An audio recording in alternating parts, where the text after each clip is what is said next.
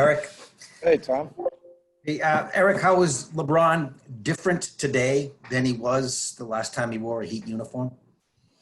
Uh, I don't know, but I just think it is a true testament to his greatness to be able to sustain this type of success year in, year out, different uniforms, and everybody, new players and new teams, going after him. It's a real testament to that commitment. He's seen everything. At this point in his career, it's just about winning, and his ability to do what he does at his age is incredibly uncommon. Erik, how long did it take you to come to terms back in 2014 after LeBron left to recognize, that there's going to be another chapter? And then what's it been like to see him make 5 more finals appearances since you guys parted ways? Yeah, the first part of that, we went through the whole process. I went through my own, 6-week reflection period that summer. But then you get back to work. We've built a lot of different teams over the years, and we've been conditioned to move on and give everything, your heart and soul, to the next group and the next team. And we really thought that we had a championship contending team that next year. That's how we approached it. However, it's irrelevant what anybody else thought. We knew who we were losing. But when we made that midseason trade for Gorn, we made a promise to him that we would be competing for titles.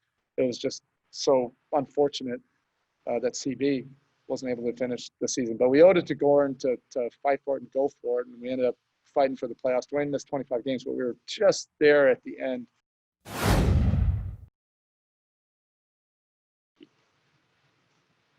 Bam. Oh, hello.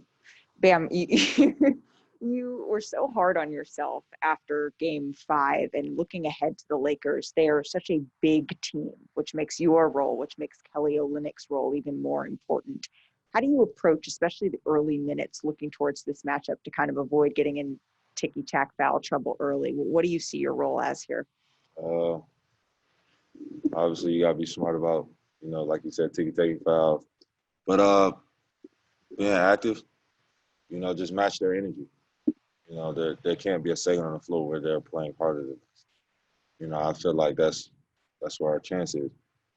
We can't let them just get free layups and get in his motion, and then, that's when everything starts clicking for him. So just making it tough for him, and then also being smart with the basketball, and then just setting up strategic plays to get easy baskets.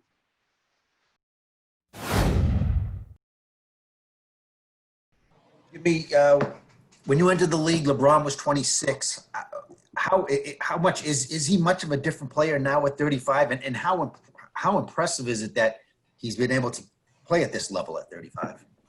He's still at the top of his game at 35, at 26, at 21. He's still dominating.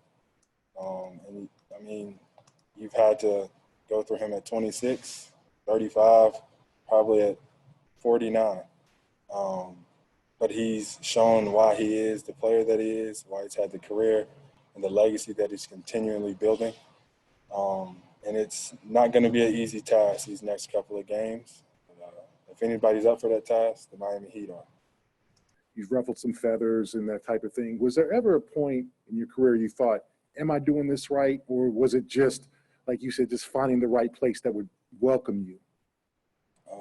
Right by who? Everybody gonna have their own opinion. Nobody's in the locker room. Nobody's at the practices. It's all he said, she said to a point. So nobody really knows what's really going on. I don't explain anything detail for detail. So I just take being a bad guy. I like it that way. So it doesn't bother me. It's not like I'm reading everything that's on the internet. I know who I am. I'm cool. I'm content with that. And that's what I leave it at. You know, I'm here now, and I belong here. I belonged here for a very long time. So that's where I'm at. Here, me being ruffling feathers, whatever you want to call it, it's okay here.